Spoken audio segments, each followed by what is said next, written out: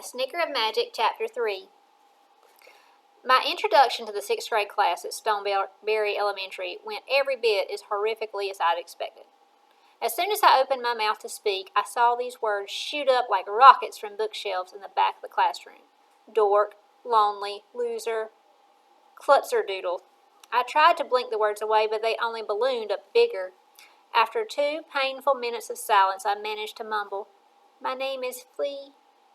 And the same girls I'd seen earlier at the pencil machine, who were now sitting in the front row of my classroom, giggled. So much for a new beginning. As I stared down at my wordy sneakers and took a stumbling step towards my seat, 2 hands pressed gently against my shoulders, freezing me in place. I looked up into the smiling face of my new homeroom teacher, Miss Divinity Lawson. Miss Lawson was most assuredly the youngest teacher I'd ever had. She was the prettiest, too. Her hair tumbled down her shoulders in long, loopy curls. Put a crown on Divinity Lawson's head, and she'd look just like a storybook princess. "May I have the honor of introducing you to the class, Felicity?" she asked. I managed to nod. Teacher, sorry for the interruption. Miss Webb will be helping with testing today, so due to that, she has set up centers down in the gym if you would like to take your kids down there during specials. Thank you. Have a great day. Miss Lawson kept her hands on my shoulders while she talked about me. She even made me sound almost interesting. Felicity has been on some marvelous adventures. She's lived in 6 different states with her family. I was nearly smiling by the time I settled into the empty seat in the front row, right beside a boy doodling chickens on his notebook. There hadn't been enough magic in the room to stop my stutters or to make me feel confident in front of a room full of people, but I was smiling, just barely. Which meant Midnight Gulch was already different from all the other places I had been. Miss Lawson walked to the chalkboard and scrawled out a familiar word, Stoneberry, which didn't make much sense. Even I knew the name of the school, and it was only my first day. Everybody else had already been in class a few weeks, so surely they knew the name of their own educational institution. Next, Miss Lawson took a stick of yellow chalk and cut a squeaky line down the center of the word, making it 2. And that got me to thinking about the spider egg that Mama found in the way back seat of the pickled jalapeno. None of us knew anything about spiders or their eggs, and while we didn't have anything against them, Mama didn't want them crawling through the van or nesting in her hair. So she squashed the egg with her rhinestone flip-flop, and we soon discovered that's probably the worst thing you could have done, because about 1 million baby spiders exploded out of the egg and scampered across the back seat. Mama screamed and whopped at them with her flip-flop, but I think most of them got away. If they're still in the van, we don't see them very often. Spiders don't make much fuss. When Miss Lawson made 2 words out of Stoneberry, it became a spider word to me. Suddenly, those 2 words split apart, and new words crawled out of them, across the walls and under the door and out into the hallway. Ton, Turbo Boy, Note, Ruby. Ruby's the only word I wanted to keep. I pulled my shoe up in my lap and scrawled Ruby across the toe. I hope somebody out in the hall snatched up Turbo Boy. Turbo Boy wasn't a real word as far as I knew, but it sure did sound good. "Here's the truth of it," Miss Lawson hollered, spinning around to face us all. Her sudden burst of energy surprised me so much that I jumped. But nobody else seemed to notice.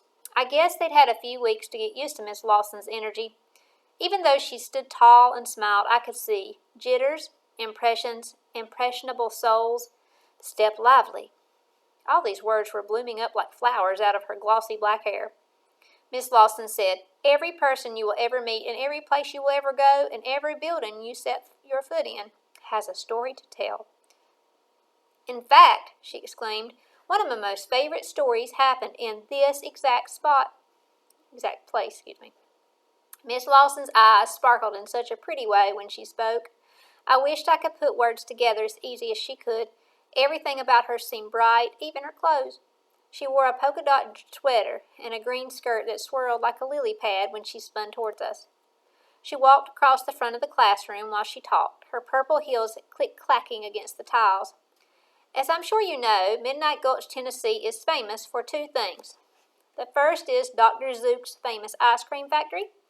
For those of you who are new to town," Miss Lawson winked down at me, "you'll be happy to know there are 45 marvelous and mysterious flavors of ice cream for you to try.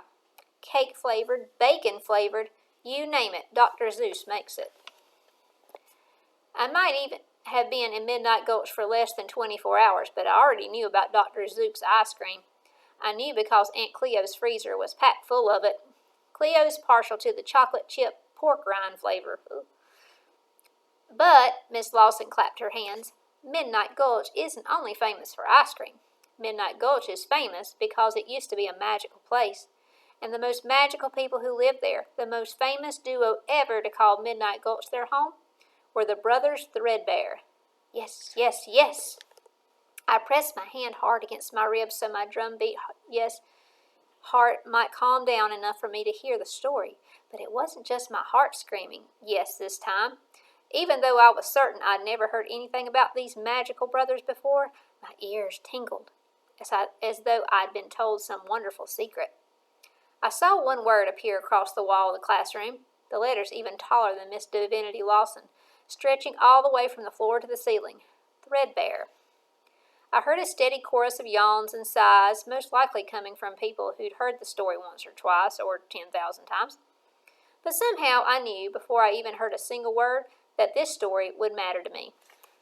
Many years ago, Miss Lawson continued, this schoolhouse didn't exist, and this land was only an empty hillside. And on this very hillside, she stomped her high-heeled shoe on the tiles to make sure we understood, on September 15, 1910, the brothers Threadbare had their famous duel. Like most people in Midnight Gulch, the brothers Threadbare were simple, easygoing folks who just so happened to have a little magic in their veins. She grinned. Their real names were Stone and Barry Weatherly. The Weatherlys were farm boys, the same as some of you. Miss Lawson crossed her arms over her chest. I wondered if her heart was pounding as loud as mine. Every family in Midnight Gulch had a different kind of magic. The Weatherly magic was a particularly wonderful kind, though, because their magic had to do with music. Whenever Stone and Barry played their songs, the whole world seemed to dance. At the first strum of Barry Weatherly's banjo, the wind would roar over the valleys. The wildflowers would wave from the hillsides. The trees would shake their limbs and clap their leaves. When Stone played his guitar, the clouds swirled into 1,000 different shapes. Cloud lions, cloud tigers, thunderheads that ran like wild horses across the sky. Desks squeaked and popped as people leaned up in their seats, trying to get as close as they could to the story Miss Lawson was telling. If the right person tells the story, I guess it doesn't matter how many times you've heard it. Your heart still hears it brand new, and Miss Lawson was an A-plus storyteller. And the townspeople, she clapped her hands together, they all took to dancing whenever the Weatherly boys played music, their wicked, wonderful, magical music. Even when the brothers Threadbare were out of town, doing shows in other cities, you could hear their music in Midnight Gulch. The music got caught in the trees and echoed all through town and through the woods. People danced down Main Street all day, every day back then. They couldn't help it. They say that Midnight Gulch was the happiest place in the world, back when the magic was still there. Before the brothers Threadbare left town and never came back. One of the pencil machine girls tucked a swirly twirl of blonde hair behind her ear and asked, "Where'd they go?" Excellent question. Miss Lawson clapped excitedly. At first, the Weatherlys left town together on a tour. They traveled from the country to the city, hoping they could make enough money from their music to send back to the farm. They always started their concerts with a few magic tricks. Anybody with magic in their veins can do simple tricks. So that was easy enough, but soon the brothers realized people were more interested in their magic tricks than in their singing, so they focused on the magic. They charmed mountain lions and made fire puppets. They flung handfuls of coal dust into the air and watched the ashes turn to butterflies. They were young and handsome and talented. People couldn't get enough of them. But sadly, Miss Lawson sighed, their fame and fortune became a dividing line between them. She tapped the line on the chalkboard again. The brothers became jealous of one another. They got so jealous, in fact, that they finally decided to have a duel. Whoever won, they decided, could keep all the money and fame and fortune they'd earned, but the loser would be cursed forever with a wandering heart. The loser would leave town, never return, never settle down, and never do another magic trick. The room felt especially icy all of a sudden, like somebody had turned the air conditioner to freeze out. Miss Lawson felt it too. She leaned against her desk and rubbed her arms. The brothers met right on this hillside, she sighed. Newspapers from 7 different states sent reporters to cover the event. At 9:15 in the morning on September 15th, the brothers Threadbare began their duel. Their magic was wild and powerful by then, so they dueled for 3 whole days, sweating, shouting, always trying to outdo the other. Finally, it was Barry who cast the winning spell. And poor Stone Weatherly, she circled his name on the board. He left town, cursed forever with a wandering heart. Nobody knows what became of him. Soon after he left, Barry discovered that, without his brother, his magic didn't work anyhow. Eventually, he disappeared from town too. After that, people got restless and sad. They said Midnight Gulch used to be their favorite secret, their favorite place, but Midnight Gulch didn't feel like home anymore. People started leaving, breaking apart from their families, and heading out in search of what they've lost. By this time, I had the fabric of my t-shirt all bunched up in my fist. I was even trembling just a little bit, because I knew what it felt like to have a family broken apart. And I knew what it was like to always be searching for a home.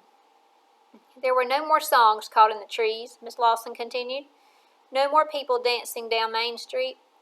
Even folks with other types of magic started using it less and less and less. And before people knew it, the magic was completely gone. And Midnight Gulch became the same as any other town. I closed my eyes and tried to picture the kind of town Miss Lawson described, a place where people stayed in one place, where families stayed together. I'd give anything to find a magic like that.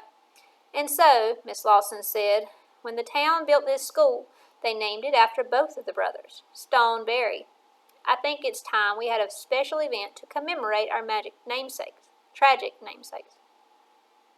Miss Lawson spun around and pulled a white chart down over the words she'd hacked apart. She turned on a projector that whirred as loud as a helicopter. These were the words lit up on the screen.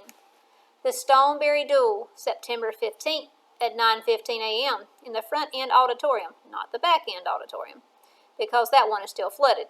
Free ice cream, free funnel cakes, free cotton candy. Except we won't duel with magic tricks. The Weatherlys took all the magic with them when they left town. We still have the beetle, of course, she winked at us, which is just as wonderful as you asked me. Before I could ask her what in the world was a beetle, Miss Lawson said, our duel would be a talent show. You can sing, play a musical instrument, share an art project, shoot free throws. The blonde pencil machine girl gasped and waved her hand in the air. I can turn 14 cartwheels in a row. Of course she could. That's the spirit, Miss Lawson clapped, and then she tilted her head and looked down at me at the blue book on my desk. Maybe some of you write poems or stories.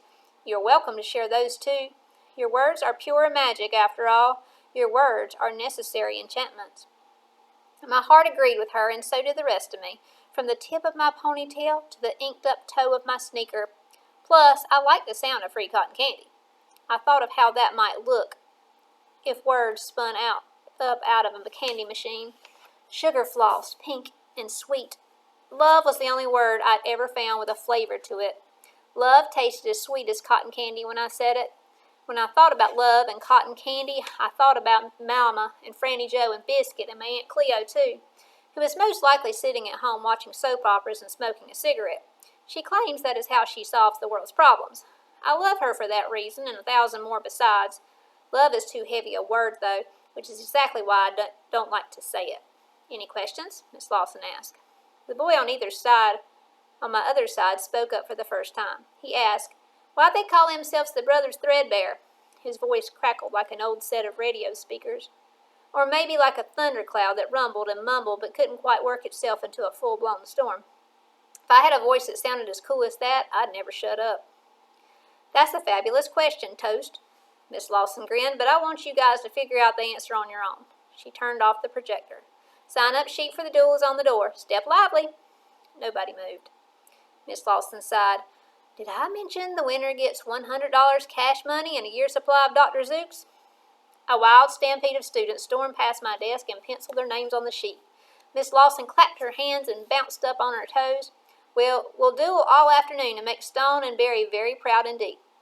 Realizing this could very well be my opportunity to make my first friend in Midnight Gulch, I smiled at Toast and said, "That's a fancy robo-chicken you drew." He sighed, pushed his glasses up on his nose, but he never looked back at me. "It's a space llama," he thunder mumbled, "not a chicken." And then he moped up to the sign-up sheet, scribbled something down, and wandered out into the hallway. This is a fact I know to be true.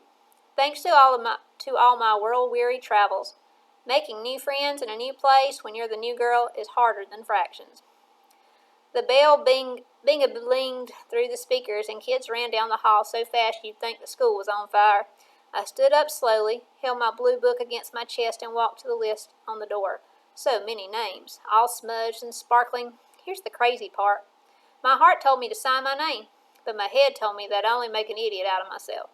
Sometimes I daydreamed about sharing my words with people. I wanted to string them together until they became poems. I wanted to stir them into stories, but I'd learned the hard way that the words I caught were for me and nobody else. My words would come out a mess if I tried to say them. At my last school in Kentucky, I tried. I wrote a paper called Great Farm Artist of Kentucky, and my teacher enjoyed it so much that she asked me to read it in front of the whole school at our weekly assembly. I managed to say my name fine, but in my introduction I accidentally said Great Arm Fartist of Kentucky on account of being so nervous. And you'd think fartist was the funniest word that had ever been spoken, because people started laughing so hard that the bleachers in the gym shook.